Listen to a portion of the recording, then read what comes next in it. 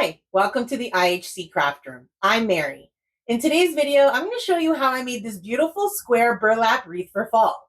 I'll show you all the steps and all the materials. So grab all your stuff and let's get crafty. This is Mary. Welcome to the IHC Craft Room.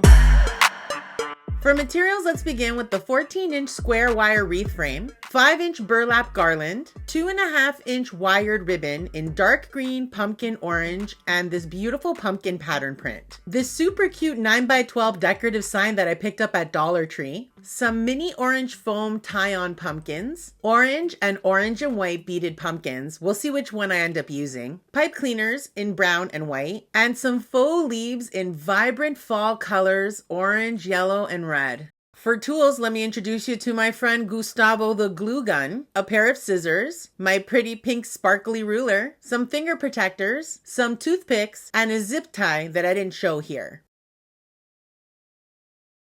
Let's get started on the base of our wreath by flipping the frame over so that the back is facing up, and then we'll lay out the burlap and slide it underneath. First, I'm going to cut off this janky end so that the burlap is even. I'm going to add a line of hot glue along each wire of the frame and then fold the burlap over and glue it down securely. Please help me welcome my friends, the finger protectors, to the party. They are a fingertip saver, trust me. Now let's flip the wreath right side up and go ahead and start snugly wrapping the burlap around the frame, making sure to overlap each piece so that you don't see the frame peeking through. Super simple, right? Well, hang on, because a corner approacheth and it's gonna be crazy. Well, maybe there's a tip or trick that you can share with me in the comments about an easy way to navigate the corners of a square wreath frame. But really, all I've learned in all this time is to take my time and be patient and remember that glue and folding can go a long way. Now let's continue this method all the way around the wreath frame, taking our time to make sure that the burlap overlaps itself completely and none of the frame is visible. Most importantly though, we're going to keep being patient and resilient when wrapping around these corners. And before you know it, we'll be on our last corner and it'll be time to flip the wreath over and add a generous amount of hot glue to the back to secure the end of our burlap. Let's take a moment to celebrate this autumn wreath miracle because I had the perfect amount of burlap available for this wreath and I didn't think I did. I was seriously panicking that I wasn't going to make it to the end of the wreath. So I'm pretty jazzed over here.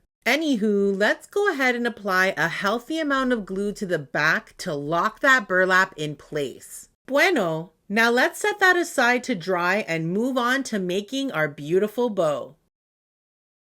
Full disclosure, I incorrectly made this bow, realized my mistake, and then took it apart. So welcome to my redo just in time for some bow maker math. We're making a graduated loop bow using 3 wired ribbons, dark green, pumpkin orange, and a fall patterned print. You're gonna need 1 full roll of each ribbon to make this bow. We won't be doing any cutting during the bow making itself because this is a no-cut bow right until the very end. The only time you'll need to do some cutting is when we cut 1 12-inch piece of each ribbon to create the tail. To keep things simple and structured, we're going to treat all 3 ribbons the same way throughout the process, stacked together and working as a team. Now, before we get started, let's talk about ribbon sides. The patterned ribbon has a good side. That's the side with the color or pattern you actually want to see when the bow's finished. And it has a bad side, which is usually plain or faded. So when I lay my stacked ribbons down, I'm facing the ribbon with the good side facing the table. That way, when we look at our bow face on, the good side will always be what shows.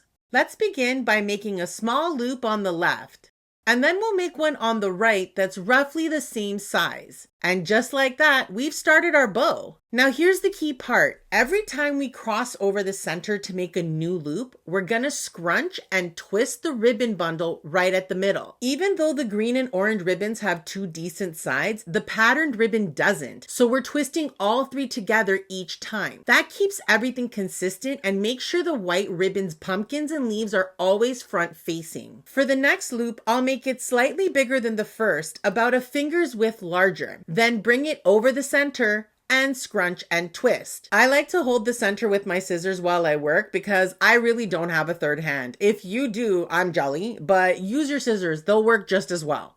Repeat on the other side. Make the loop just a bit bigger, bring it across the middle, scrunch and twist again. We'll keep repeating that on each side, building bigger loops as we go. Once I've done one last large loop on either side, the bow portion is done. Now let's grab a pipe cleaner so we can tie off our bow. I'm going to make sure that I position the pipe cleaner at the very center so that when we tie it in place, our loops will be balanced and even on either side of it. Then I'll pinch the whole thing at the center and tie it off with the pipe cleaner. Giving it 2 or 3 good twists should hold everything, but I usually twist a few extra times just to be safe. Listen, don't judge me, okay? I've got trust issues with pipe cleaners. Now let's cut off the excess ribbon and start opening up our bow by fluffing it out and start to separate the loops, shaping them so that the green, orange, and patterned ribbons all stand out and layer nicely. This is when the bow really comes to life. For the tails, I'm cutting 1 piece of each ribbon. I'm just gonna eyeball it, but 12 inches each is a solid estimate if you want a number to shoot for. I love dovetailing the ends for a clean finish, but you can trim them however you like. It's your bow. Then I'll lay the tail pieces face down on the table, alternating the colors, and give them a quick scrunch and bend at the center. And then we'll just tie them right on the back of the bow using the same pipe cleaner that we bound the bow together with. And that's it. We've got ourselves a full, fluffy, fall-ready graduated loop bow. One last fluff just to get everything sitting right, and now it's time for the best part. Let's put the whole wreath together.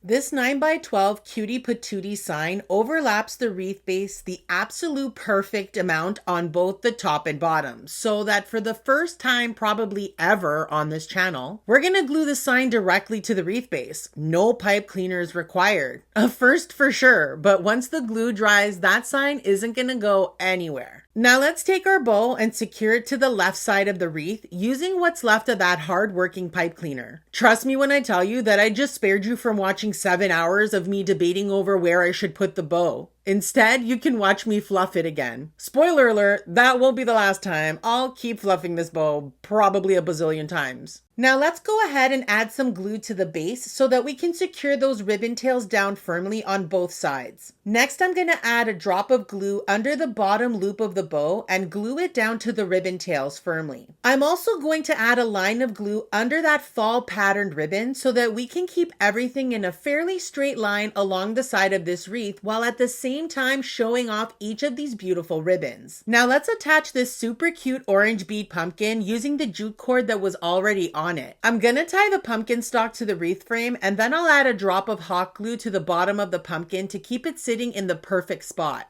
And because I can never leave well enough alone, I'm going to add another piece of jute cord that I'll tuck between the beads on the center 2 sections of the pumpkin so that you can't see the jute cord, but it'll keep the pumpkin from flopping around. The beads make this pumpkin fairly heavy, so it's going to fight to party and bounce around, but this combo of jute cord and hot glue should do the trick and keep it in place. Now let's grab some of those vibrant faux leaves and glue them into the top right corner.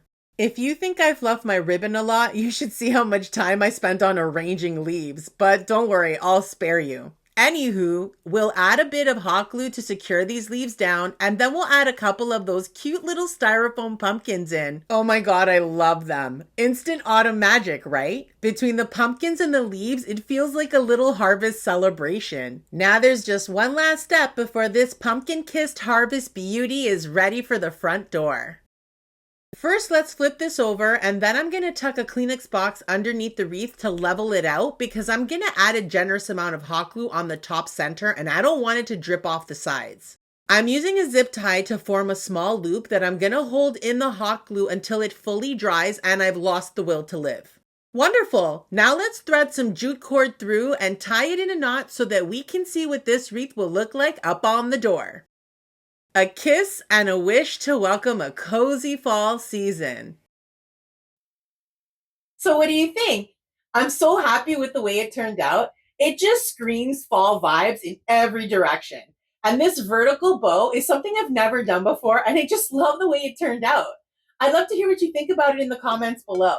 If you're interested in learning more about wreath making, check out one of these videos. And don't forget to subscribe so that we can continue to get crafty together. Toodaloo!